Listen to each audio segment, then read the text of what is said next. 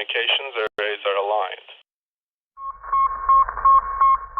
aligned. Nobody cares about your stack, bro. That's what's going on, my friend. How are you?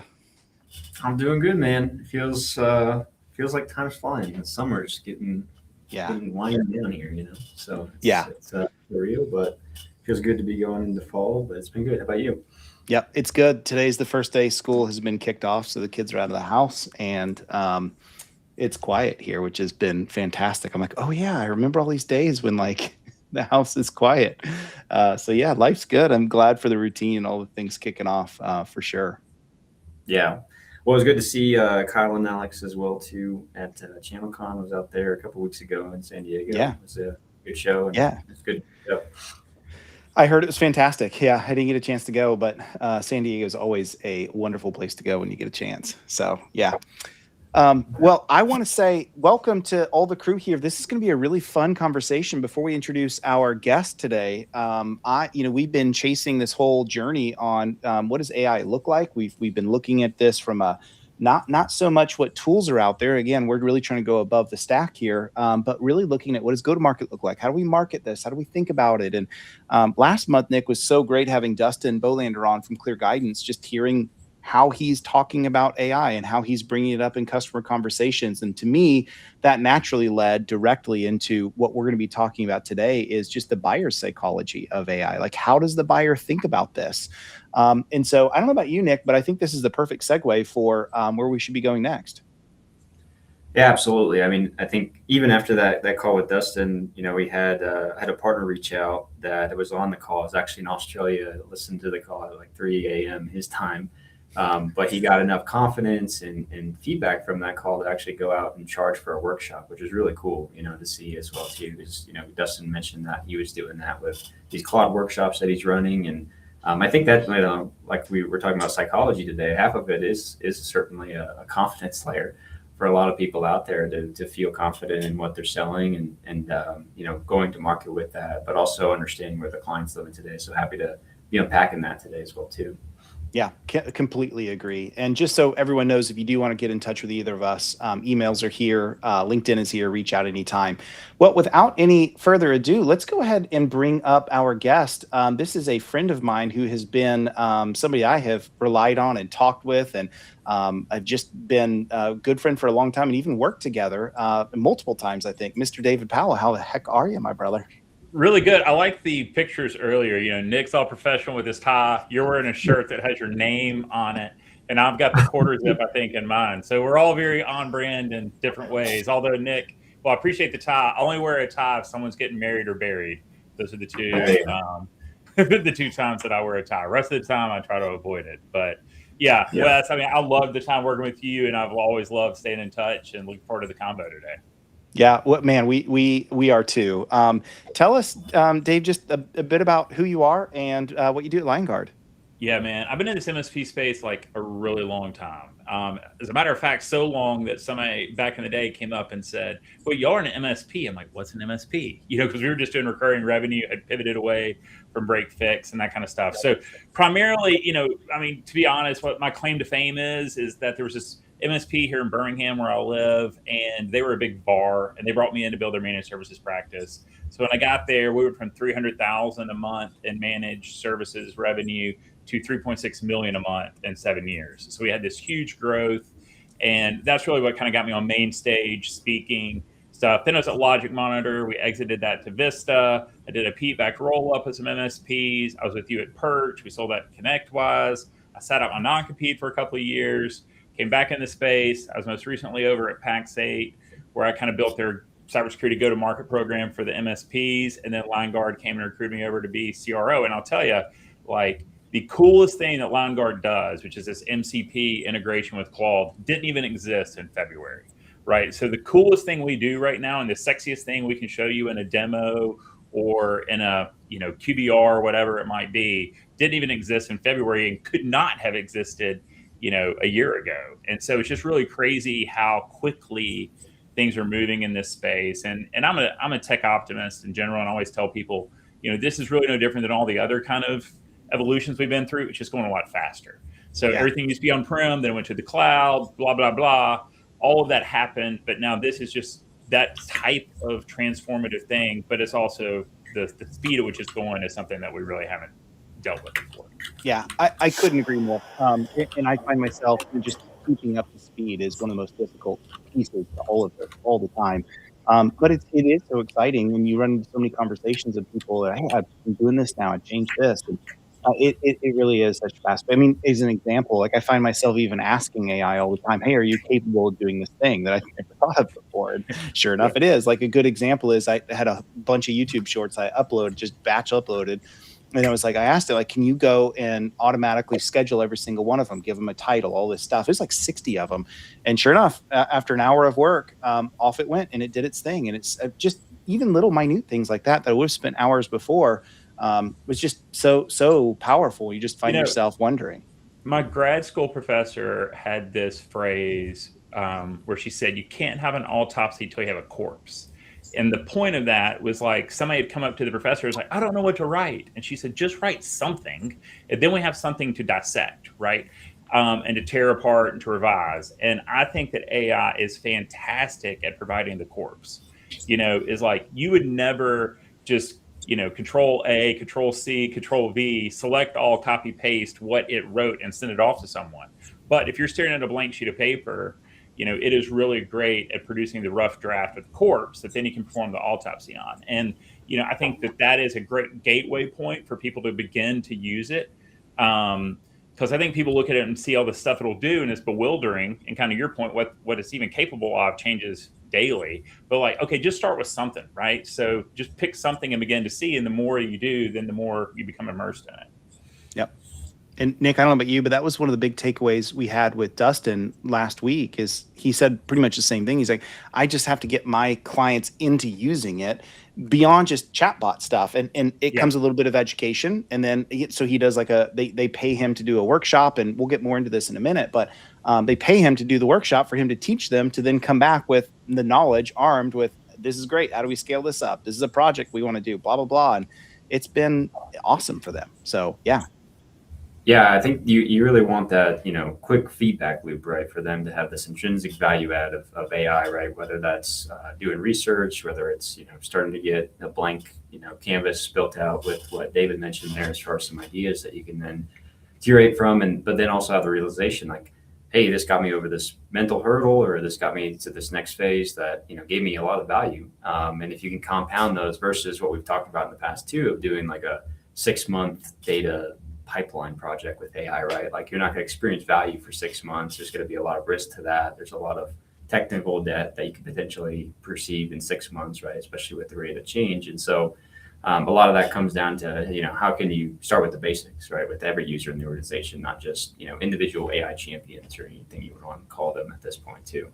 Yeah, I always tell MSPs when they ask, like, where do I start? I'm always like, start with the most repeatable, soul-crushing thing you do. Right. And see if there's a way to automate that. And so I always kind of joke about in Office Space, the TPS report, right? Is everyone has like the TPS report. And so what is your version of the TPS report? Like what is soul crushing, but needs to be done and is repeatable? And then let's go figure out a way to do that. And I think what we tend to have is like this crisis of a lack of imagination. They don't even know what is possible. So let's just start with, something. And I think that's, what we have right here is like, you don't want to do the soul crushing report. No one wants to do that. Is there a better way to do that? That's never the soul crushing repeatable task is never anyone's highest and best use.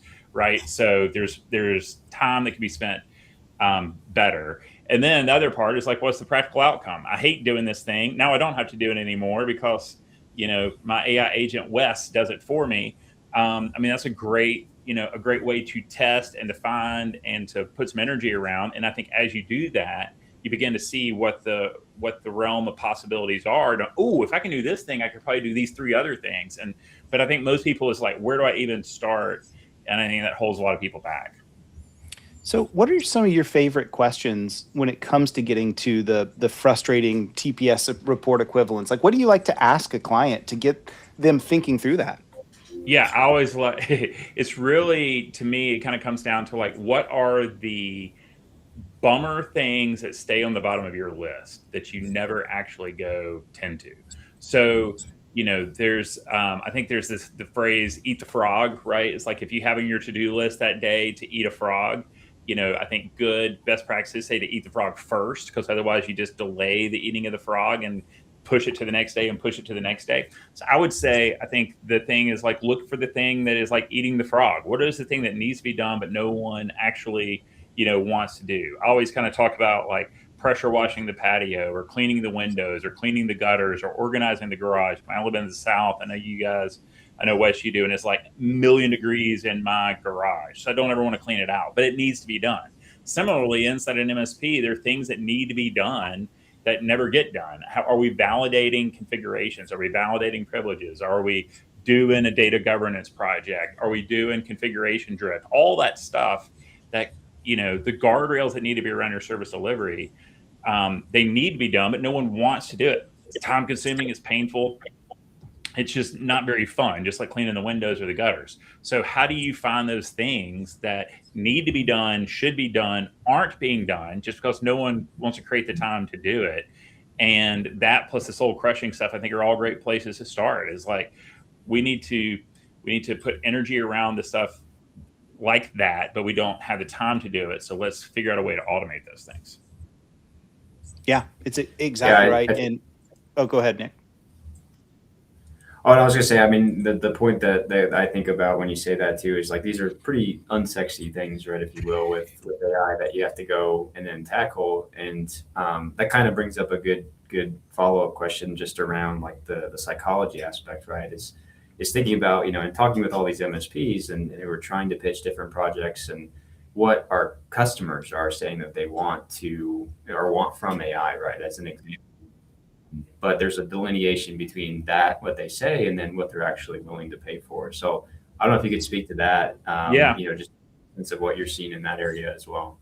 I always had, Wes and I've talked about this before around cybersecurity, is like, you can't be the 400-pound personal trainer, right? I mean, Nick, you look like a pretty fit guy. I'm not going to make any comments about mine and Wes's relative fitness here, but Nick looks like a pretty fit guy, right?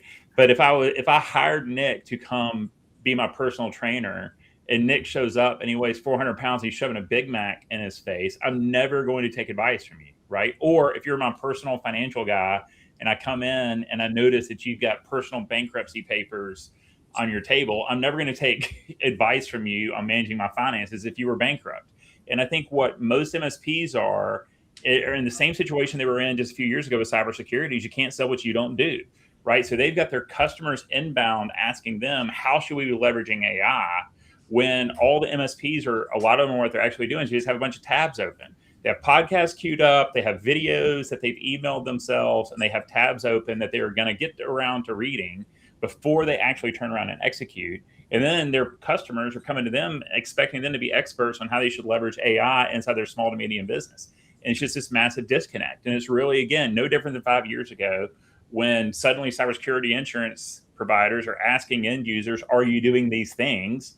And the end user turns around to the MSP and like, am I doing these things? And the MSP's pontificating on cybersecurity when they're not doing those things themselves. And so we're in that exact same bucket to where you can't sell what you're not doing.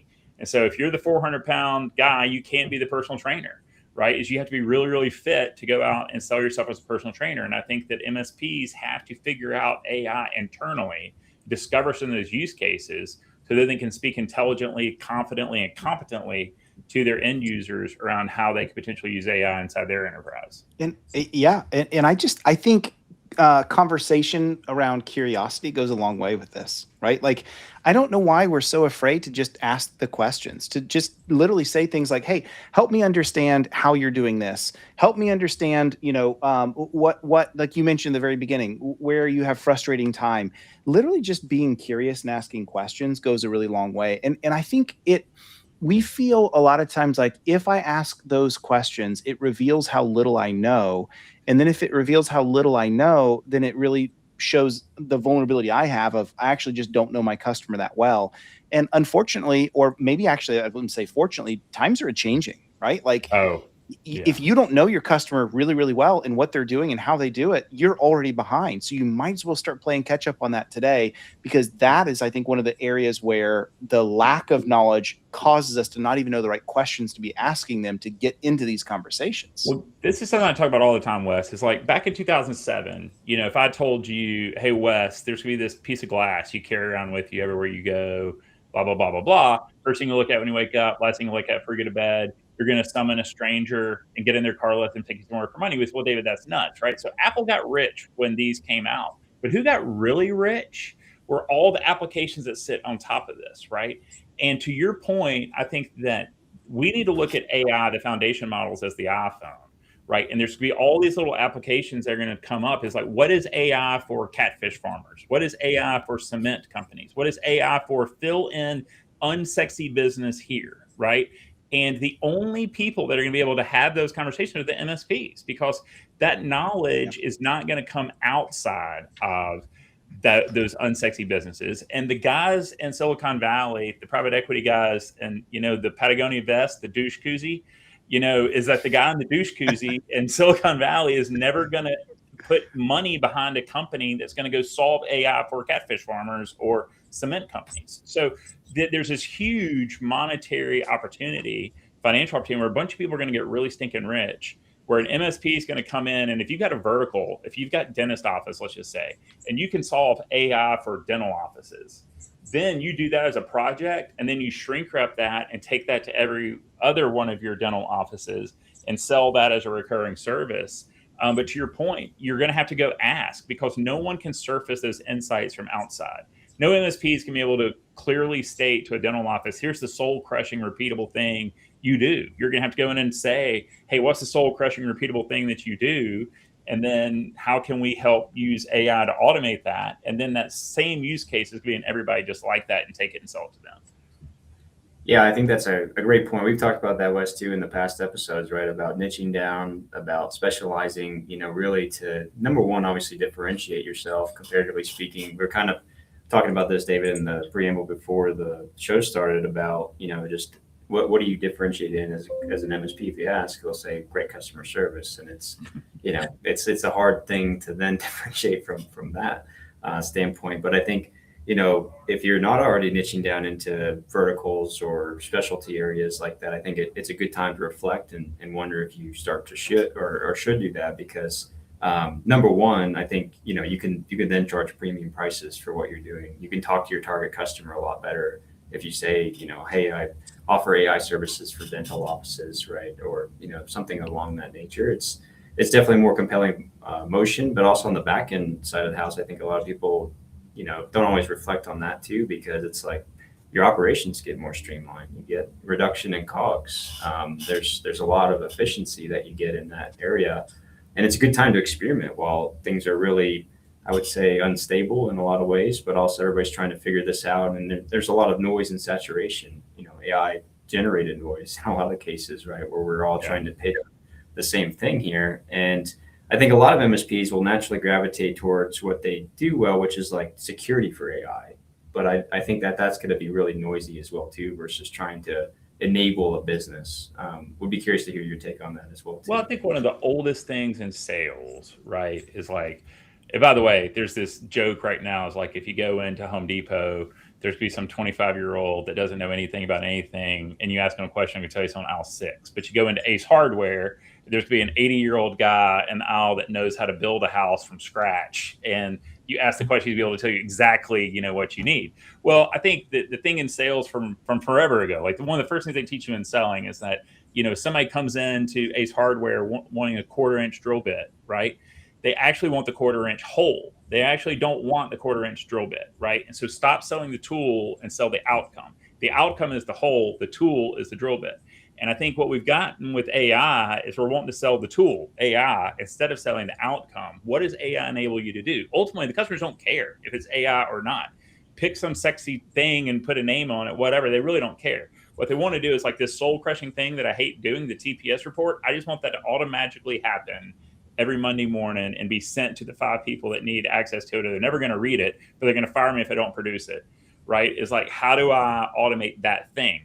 whether that's AI or a Commodore 64 with a serial RS-232 connection on the back and a 5.25 floppy drive. No one cares. They just want the outcome, right? And I think what we have to stop doing is stop talking about AI. Now it's sexy. It'll open up a bunch of conversations, but ultimately people are buying outcomes, not the tool. And that's where we have to focus is what are the outcomes that we can deliver? And the only people that can provide that to the SMB is the MSP, right? Claude, Anthropic, OpenAI, none of those people are going to build a sales team to go call on all the small to medium businesses and show them how to use AI to solve your problems, right? The people that are positioned for that are the MSPs. And so they're going to have to pivot away from cybersecurity. You're going to have to pivot away from, does this thing work? And if it doesn't work, you have someone to call and focus on what does your business do? To your point, Nick, what is it that you do every day? How do you make money? What kind of goals are you trying to achieve? And then let's see if we can cobble together some tools to provide you those outcomes. And what those tools are, the customers don't care. You nailed it. And that really kind of gets to what I think really wanted to talk more about is I want those of you that are listening today to literally ask yourself this question. How are you at your MSP, and not just you, but everyone in your company is responsible for client conversations and the VCIO role or whatever that similar role type is, having conversations aligned to what Dave just said? Are you really getting towards this right here? If this thing that you've identified could be better, in what ways, what would that unlock for you? What would that do for you? What would that change for you? What would that mean for your company and for your business? Ask yourself that question. I'll give a great example of this today. In fact, I'll just show it. One of the things that we have built for this, it kind of ties two birds together, is we've built out this worksheet that we're going to give away. So we'll have a QR code up for it in just a second. And this is a perfect example of it. Is we spent a bunch of time iterating and building out what this entire discussion guide should look like with the client. So you'll scroll into this and you'll see things like, hey, look for what we've been talking about, things that are repetitive, et cetera, et cetera, et cetera. So this guide is literally walking you through all of those components and questions to ask in discovery, all of this. And my point to all of this is I built all of this through a whole bunch of using AI and a whole bunch of editing and Word and looping and going back in. But then what I normally do is I'll give that over to my design folks and I'll be like, hey, can you turn this into something pretty like you see here? That's super taxing for people that I'm not sure that's their highest and best use of time. So one of the things that we've done is we spent a bunch of time in Claude Design and we built out all of the artifacts and all of the design system for how we build above the stack documents. And now we just run it right into that and it comes back in, I don't know, an hour and it's fully ready to go with a few edits and all that stuff. And so I asked my team, I'm like, hey, how much time did that save you for the first time we did this through Claude Design? And they're like, you saved us over 80%. That's a game changer, right? Like that, That is a meaningful difference. And so I think that's kind of what you're getting at, right, Dave, is like find the problem, find the pain, and then make sure that you can move towards an outcome that the client comes back and says, yes, that was valuable in this way. And it's changed our company, made us better. And I talk X, about Y, and Z. Two things in my talks on this right now when I'm talking to MSPs and end users is demonstrable and provable.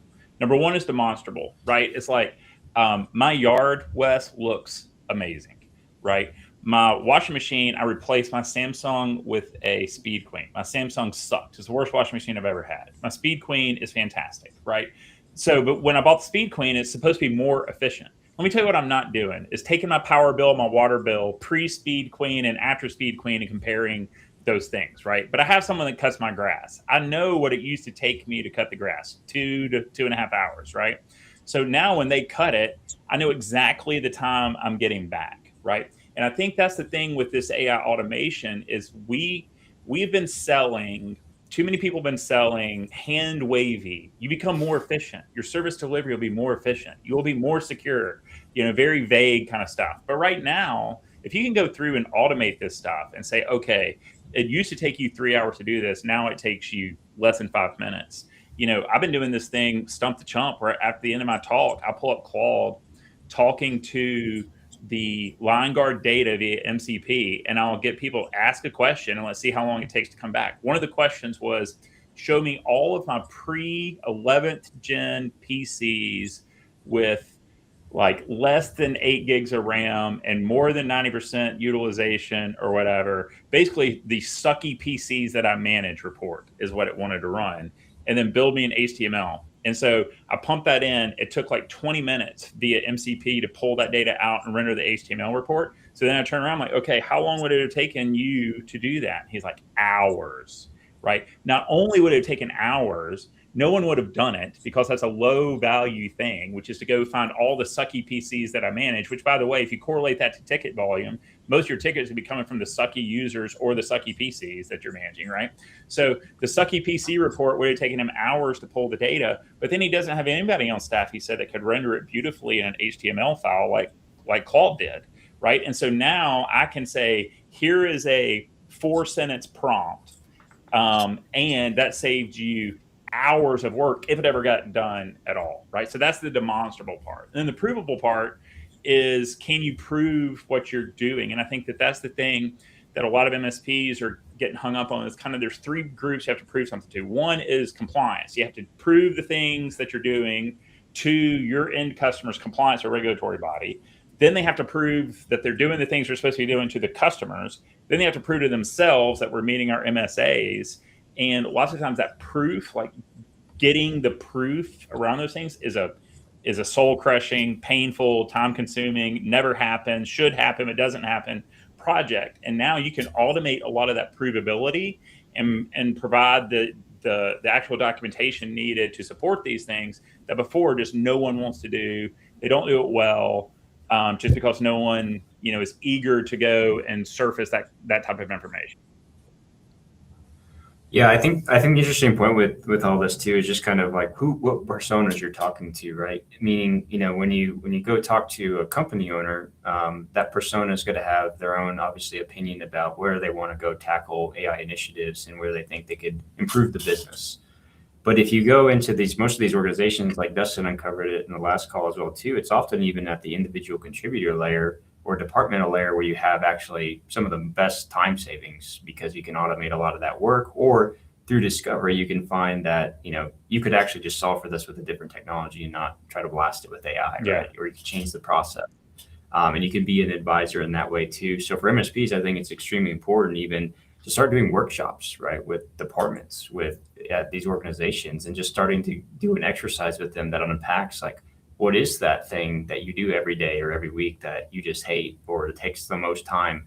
And to your point, Wes, on that worksheet, it's like, well, if this wasn't in your life anymore, if it was automated or if it was reduced in time, what would you be able to do, at your job? And it's a powerful reflection point for them in that workshop. But then you as an MSP can also unpack all of the findings from that. And potentially, most often cases, I found that you can actually reuse those as marketing in the future. Yes. Of like, hey, here's the next packaging things that we can do for you, right? And that's kind of how you get started. Yeah. Because this is kind of a blank canvas for most of us.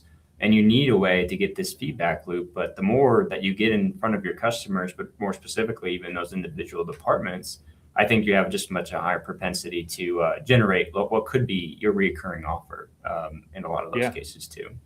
And isn't this the moat that you want to be in as an MSP, in the sense that you're actually talking to the client about challenges, about problems and solutions that the business actually cares about, right? Like, I know we always joke about business outcomes and no one ever defines what it means. That's what it means. It means it means what's important to the client at the end of the day. Yeah. And we don't know that until you start asking those questions, and then you'll be able to find the opportunities that they care about. So the opportunities come after we discover what the problem is, and we'll never know what the problem is unless we get into discussion with the client to really start to understand that in a better way. And so, I don't know, I just hope one of the takeaways that everyone's getting from this is like, we don't have to overthink this. It's this is something that asking the right questions and doing the right discovery will start to turn into the right results. Well, and Wes, I mean, this is memorable because it has a bad word in it. But what I always tell MSPs is like, when I've led sales at MSP, I'm like, do not overcomplicate this. What you sell is ass. Okay, is that the environment should be available, supported, and secure, right? Does my stuff work? Is it available? When I click Outlook, does it open, right? In the event it doesn't work or doesn't open, is it supported? Is there someone I can call and talk to about this? And are they making it secure, right? That's all that MSPs do, is that, right? It's available, it's supported, it's secure. So that, though, becomes, with, we've talked about the lack of differentiation, becomes somewhat commoditized, where everyone's providing those 3 things. It's available, supported, it's secure. What we're talking about here is a higher value conversation layered on top, right? It's like, hey, I'm here today to talk to you, Nick, about how I can make your business better, how I can take something that you hate doing and get technology to do it for you. And so it pivots. I mean, like, I think the hardest part about being an MSP is like no one calls you on a Monday. It's like, hey, Wes, guess what, man? Everything's working great. Appreciate you. You know, in fact, most time have a really short memory. They don't remember how bad their lives sucked before you came on the scene and made their stuff work. And so then every MSP runs in the same boat, 6, 9, 12, 18 months later, they're all in a board meeting. They're like, why are we paying these guys $10,000 a month? Our stuff works, but they don't remember how it didn't work before you got on the scene, right? But if you can go in and save time for them in a demonstrable way, not hand wavy, you become more efficient, but like, hey, that thing you used to have to do every Monday morning, now you don't have to do that because we created AI automation that does that for you. That's great. But kind of the flip side of that is you do have to understand and probe a little bit on the processes. I think, you know, when we were doing lift and shift stuff back in the day and moving stuff from on-prem to the cloud, there's always this joke, you know, if you suck on-prem, you're really going to suck in the cloud, right? So you can't just move your entire environment to the cloud because the resource utilization in an always on metered environment is very different than a CapEx spend environment. Similarly, if you have kind of crummy processes or the processes aren't really well considered and you automate it, you're just going to drive that car off the cliff that much quicker, you know? And so there does have to be this consultative kind of piece. Like, ooh, don't tell me how you're doing it now. Just tell me what the outcome you want is. And then let us architects see if there's a better way to get that outcome. Because if all we do is automate your existing process, that may not give you the result, you know, that you want. We may just be crashing the car more quickly. I have a funny story about this. Yeah. Everybody does have that. I mean, I'm gonna leave the vendor names off. But I was talking to a vendor friend, and they hired a go-to-market engineer. So if you don't know, it's like the new hot, sexy term that is someone that is basically in marketing. Deployed engineer. Yeah, same with Fuller. Yeah, exactly. Yeah. And the job of this go-to-market expert was to automate a ton of like outreach and all this CRM enrichment, blah, blah, blah, blah, right? The person did a great job, got all this stuff going correctly. But the vendor friend told me they discovered he burned like 25 million tokens going and doing something that he just didn't know. He had the right concept in mind of how he wanted things to happen because he didn't have any engineering background and understand to do it correctly. It was an absolute colossal waste of tokens. And it just became a process that, while valuable in concept and theory, was not valuable in practicality because of the costs. So they went back and had to re-engineer some things to get things to run, you know, in a much cleaner way. And just made me think, like, this again comes back to what you just said about, I think what AI does is it really becomes yet another tool that lets us do yet more powerful things. But if we're not thinking through how do we scale this up correctly, how do we do this in the right way, and even to Bob's comment about like governance ends up being the last thing anyone cares about, but we do have to bring governance into it in the right way. These are the things that I don't think your job and relevancy as a MSP is going away. It's going to become more and more important because of your ability to help them bring those things up correctly and not just do it like an idiot would do it. Yeah. And I think that Mark Andreessen has a good quote on that, where he talks about AI is great at what he calls a 5,000 person problem. Right. So I think that we got in this position where we thought, I want to replace Nick with an AI agent. Now the real answer is, can we basically make everyone 20% more effective? Right. And so Mark Andreessen talks about the 5,000 person problem. Is if you had 5,000 MBAs in a conference room, what task would you give them to do? So what is typically resource constrained? And so I used to be on the board of education here, and I was talking to our superintendent and about this, and he's like, so give me an example of like 5,000 person problem. And I'm like, well, look, you have recorded every board meeting since you've been here, almost 10 years, right? So what if you could give a transcript of all the board meetings, right? And then make those searchable. So if at some point you were like, hey, what were we thinking about when we were looking at that? But that's a 5,000 person problem. Somebody's going to have to go watch hours of board meeting, transcribe it, meta tag it, make it searchable, all that kind of stuff. Similarly, the sucky PC report is a 5,000 person problem, right?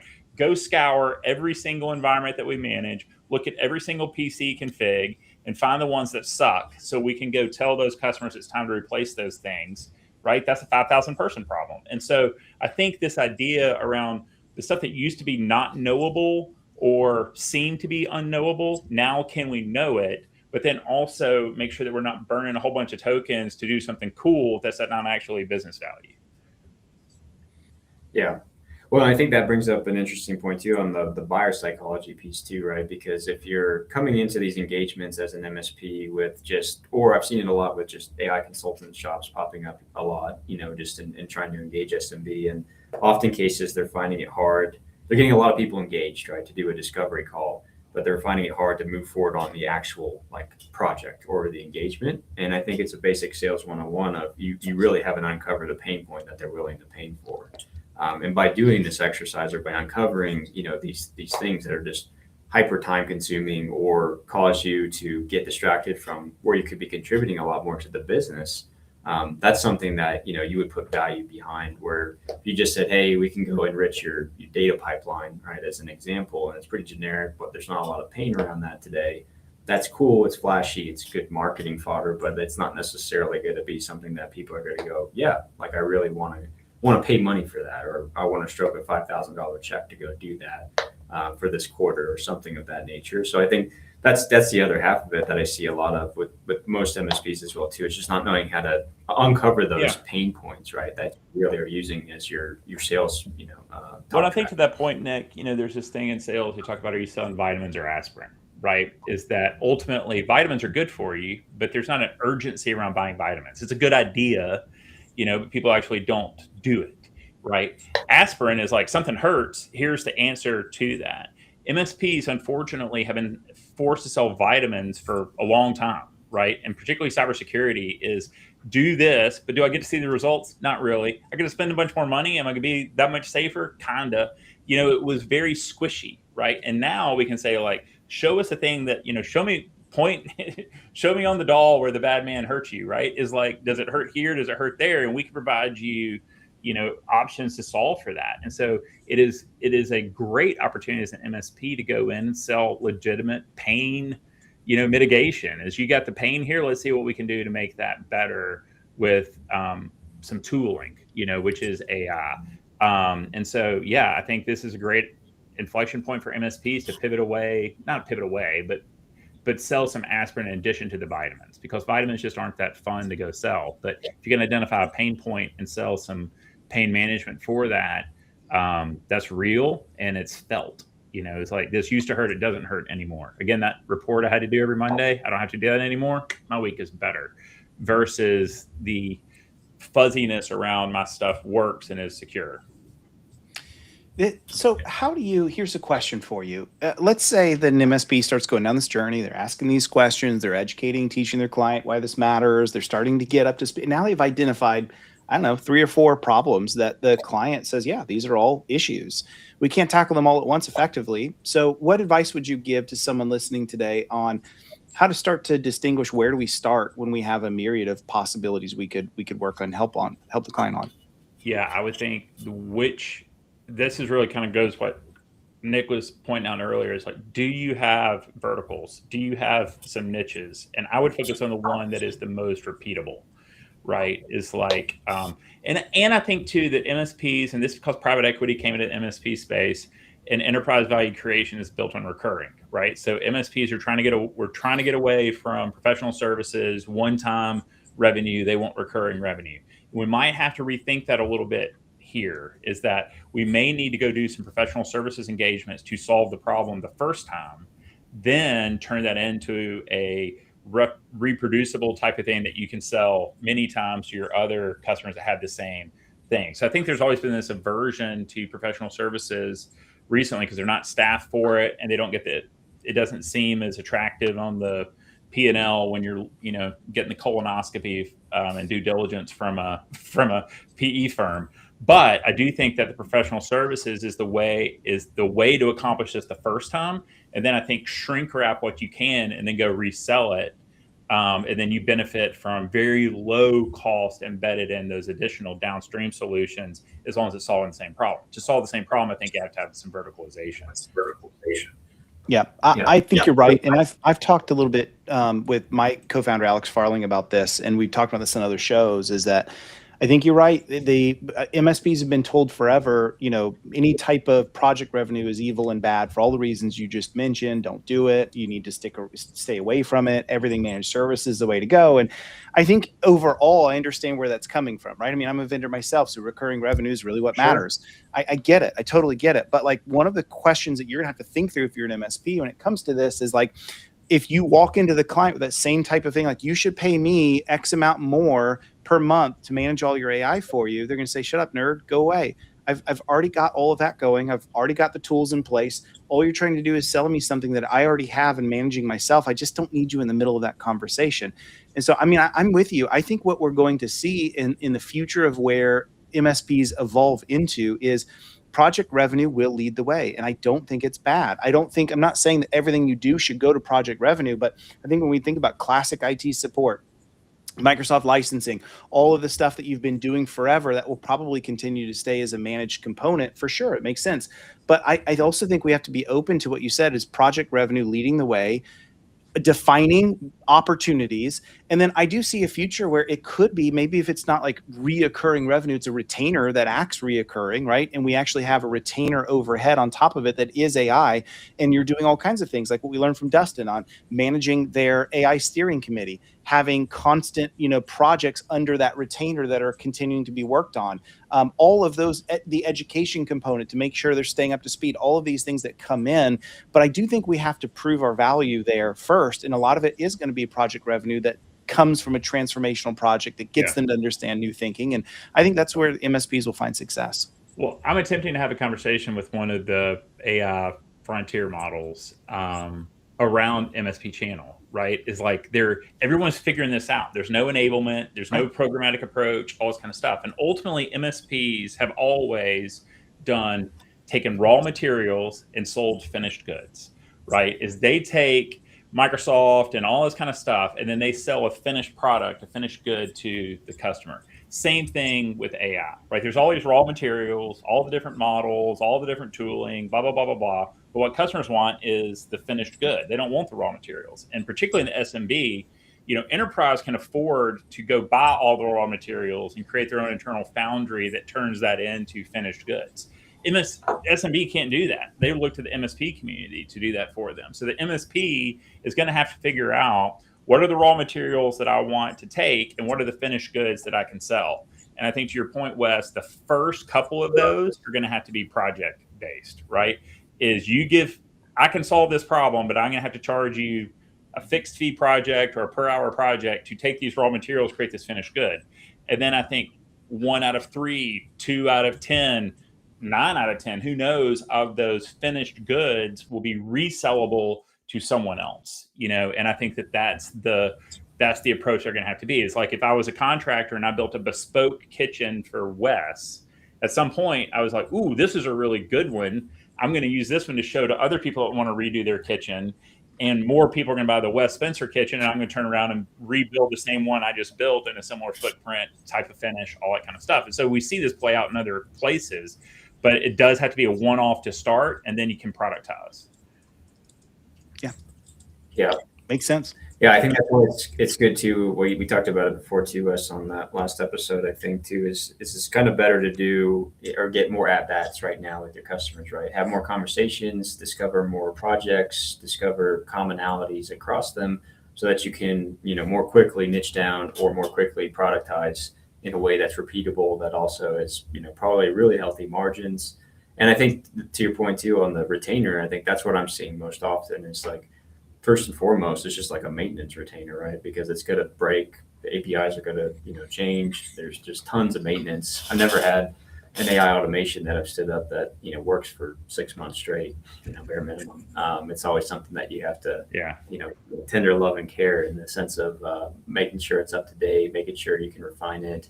And then there's a new technology that comes out, right? Like N8N is a great example of that, where it's like N8N blew up, was a crazy, popular tool. And now it's like Claude can do most of that without having to drag and drop things into a canvas.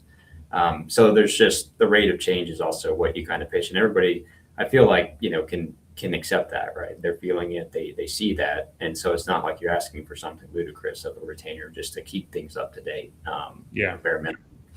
And I think that the the SMB is going to be a little more immune to some of the competitive things. Like I think, we've all been involved in startups, and I think the old school startup question is if you went out in Silicon Valley and pitched to one of the big VCs, their question is like, what if Google decided to do what you do for free? Right now, the question is like, what if Claude built this in, for free? And so, Figma and all those things, and, Claude for Law and all this kind of stuff. So all these things could get bought in, but let me tell you what Claude's not going to do is build in Claude for catfish farmers or cement or whatever it is. Right. And so those things I think are going to be immune to some of that competitive forces that the big startups are, getting dinged by, which is like, hey, we burned all this energy to build this killer startup, and then Claude and OpenAI just like checked a box, and now suddenly that is a part of the platform. So I do think that in this SMB, I think that market is going to be immune to a lot of those competitive forces, and so I do think there'll be opportunities to sell into that and to thrive. And to Wes's point, I don't know maintenance, security wrapper, governance wrapper, whatever that stuff is. I don't think the market has decided what the recurring piece is, but there will be something around it that'll make sense to be recurring. Yeah. And I just think, how valuable is it to at least start with, once you've done some discovery, you've shown the client some of the value, they've sort of taken the red pill, to use Matrix, of, wow, this was actually helpful to me. I've woken up to its value. It's really great. Just starting alone with an AI steering committee that includes a monthly, hey, we're gonna help you chair that committee on a monthly basis. We're all gonna meet. We're gonna use it for the project management components. We're also gonna use it for the education components of like some of the things that are coming out, some of the new capabilities.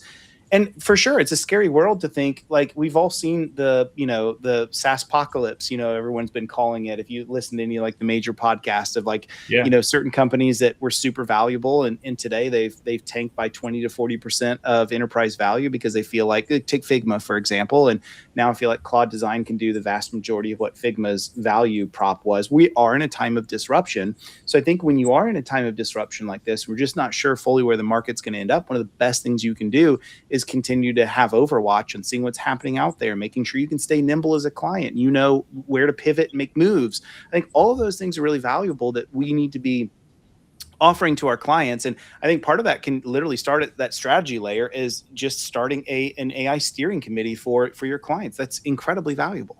Yeah, and I think looking internally, inside an MSP, there's really three parts. There's operation, service delivery, and go-to-market, right? I think right now, all the energy is around service delivery, right? It's how do we make service delivery more efficient and stuff like that. But let's be real. There's a lot of opportunities in operations, and there are a ton of opportunities in go-to-market.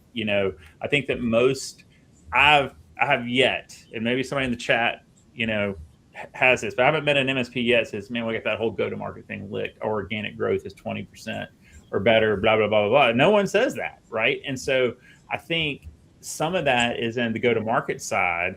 It's inefficient today. It's underfunded today. It's under-processized today. As I think, if Nick ran an MSP and I'm like, hey, Nick, what happens when a new ticket comes in? 10-step process. Hey, Nick, what happens when we onboard a new customer? 10-step process. Hey, Nick, what do you do about sales? Oh, we hire some folks who know some people and hope for the best. Is that there is no process there. And so I do think that there's some things that we could do AI around go-to-market, but no one is really putting a lot of energy in that. But I do think that is wherever there's inefficiency, there's opportunity, right? And I think that there's a lot of inefficiency in go-to-market. So there should be some opportunities there to do something with AI. Yep. Yeah, I think some in the chats too have been commenting around security as a service, and I think that's still, there's a prime opportunity here. I think that's going to be more of a laggard in the sense of the need. As more companies use AI and then still get popped, right? I'm talking to clients right now who are building vibe coding tools, and they're getting their admin credentials that are public, right? So there's gaps in that, and I think there's be tooling around that, but I still think there's a lot of advisory that can go into that too, and they'll be right when they do have those incidents. But at the same time, it's always been table stakes now that when we go into these projects and talk about, hey, this is something that we can go in and do right for our customer for this project. these are the other security things that we're going to implement while we do it. Is that okay? Great. It's a shorter conversation than we used to have to pull teeth for things like MFA, right? As an example, in the past. So I think there's plenty of opportunity there to kind of do both, but you could specialize in the security. I just think it's harder to get the client's attention, right? Because it goes back to where they're feeling the pain is on the productivity side, and there's certainly probably a ton of security you can do on top of that that they don't have in place today. But they're not going to be incentivized to spend the money to go do it in certain ways until they have a breach, right? And that's typically how it's been in the past as well. Well, and I think that if I was a seller at an MSP, do I want to go talk to a prospect about EDR and MFA and cybersecurity, or do I want to go talk to them about AI? And, AI is going to be a much more attractive conversation point. And then, so I would want to start there. And then when you kind of look at some of the stuff that's going to cascade down from the enterprise, which it always does, comes from the enterprise downstream, there's kind of two topics that I hear a lot talking to my enterprise-y type of friends. One would be like an abstraction layer to where it's like token optimization. So basically, can there be an abstraction layer? So if I ask a question of the AI tool, is there an abstraction layer that can decide where that answer needs to come from? So if it's a very easy answer, can it go to a free open model like Chemi 3, and I don't need to burn Fable 5 credits tokens on it?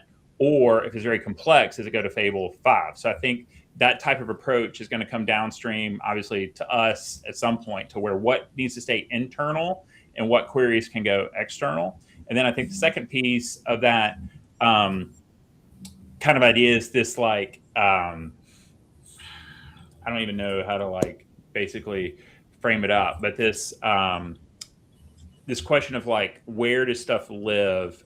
Are we going to see we used to call it repatriation in the cloud, but are we going to see stuff coming back on-prem to run stuff local? So are we going to end up, everything old is new again? Are we going to end up with servers in the back next to the mop bucket in the quote unquote server room, which was really just the telco closet, because you're going to have stuff on-prem to run some of these things, because the regulations are going to be getting to catch up, and it's going to say you can't send this stuff out, or compliance or regulatory bodies are going to say you can't send this information out. So we'll see that play out at the enterprise, where they're going to want to buy GPUs internally. What is that going to look like for the SMB as that begins to flow, downstream? So I think this abstraction layer, and then where does stuff sit in the regulatory and compliance around what can leave, what can't leave. I'd also say really the other thing is kind of like we talk about large language model, like narrow language models is, if I got a buddy who's a lawyer, he doesn't need the works of Shakespeare in his LLM. He just wants every legal thing ever, written. My buddy who's a radiologist, again, he doesn't need Shakespeare in it. He just needs it in radiology. So I wonder if we're going to pivot away from large language models and move to very small language models that are siloed in a specific domain. And then is that going to be something MSPs can leverage because of verticalization? Can we go into those narrow domains and offer up some models that are only aligned to that? So kind of decreases some of the hallucination risk. Yeah, there's no question. I mean, I listen to a lot of podcasts on all this. There's no question that there's significant evolution that will continue to happen over, like you said, open source and closed source models. I think open source is really coming a long way. Facebook now has theirs. It's under development. The local compute elements. I mean, even for us at Empath, that we trade between models quite a bit. There's arbitrage that goes on there, and some of the new Grok capabilities has actually been far more performant and far less expensive than Anthropic for us recently. And I think you're right. The shift to local compute, especially for one of the things, like you see this in a lot of podcast discussions, like all the alpha data, right? Like the stuff that really makes us, whether that's sensitive data, whether that's customer information, whether that's proprietary know-how and knowledge that we simply do not and cannot risk leaking out to the outside world. I think those are all discussions. And keep in mind, I've seen some of the chatters leaving the chat up because there's so much good discussion going on here. I want everyone to see it. But I also think stay tuned with us, because here in the next 2 episodes we have coming up, we're going to dive deeper into security. A couple of y'all have been asking, why are we not having more of the security discussion? We're going to actually focus on that on Above the Stack coming up. But what we really want to do today is really talk about the psychology of it. Because David, I think, and I'll ask you this question, this might be the last one we'll have time for. As much as security matters, it has its place in the discussion, right? For a lot of SMBs, if an MSP walks into an AI-based discussion with a client leading with security, you're going to get the hands pushed back. And I'm a security practitioner. That is my background. I know that if I walk in with leading with that, they're going to say, shut up, nerd, go away. That's not what I want to talk about. But they'll be open to it once they see the value of what we're talking about and the opportunity, and then they'll want to do it correctly. And what do you think? Yeah, I definitely think. And first, by the way, shout out to my man, Bob Miller, over here in the chat. That guy's been around the block a couple of times. I can tell because he's least cost routing, which, if I recall, goes all the way back to the telco days of where it picked the cheapest long distance rates to like go out and all that kind of stuff. So that's old school, but that's everything old is new again, right? So props, shout out to Bob Miller in the chat for least cost routing. But I think the conversations have to go together. And I think what you don't want to do, though, is create this security conversation where they don't want to embrace it and don't want to try it, right? So you have to kind of temper that discussion. It can't be all big and scary, you know. And by the way, if you say, no, you can't do this until you do these 5 million other things, they're just going to do it anyway, right? So what you need to come up with is like, okay, what are the 2 or 3 things that you have to do? Data governance is a clearer one. What are the company goodies? Where are they? Who has access to them? And should they? You know, some very easy kind of things like that need to be done first, because most people are turning like, you know, Copilot loose in their environments, and they don't have any idea what the permissions on the sacred company goodies are out there in SharePoint, right? They have no idea about that. And so we've all heard the stories of somebody going in Teams, how much does Wes Spencer make? And it pulls it because somebody shared an employee census one point with somebody and checked anybody in the organization with the link can access it.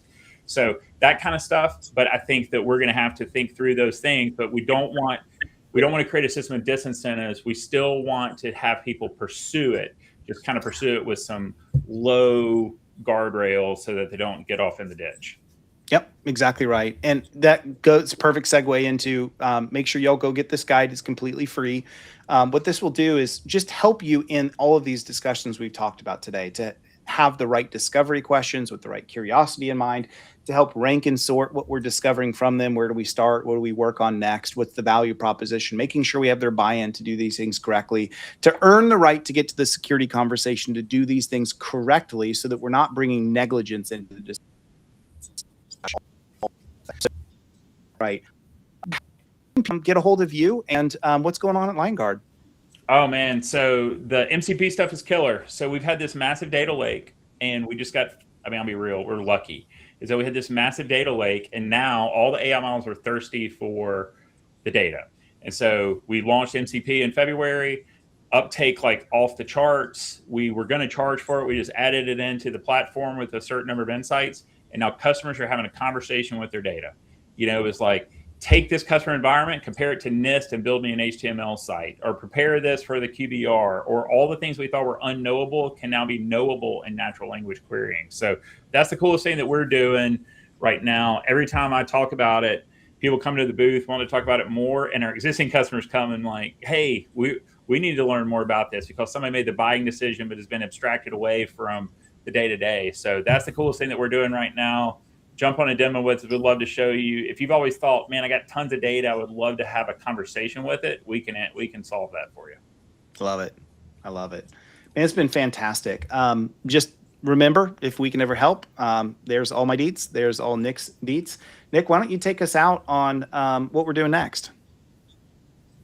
Yeah, absolutely. Great to have you, David. Yeah. And as a former LineGuard customer of the last MSP, the MCP would definitely be something that I want to get my hands on. It's So excited to legitimately hear about awesome. that. Even though it's our baby, it's a pretty baby. Nice.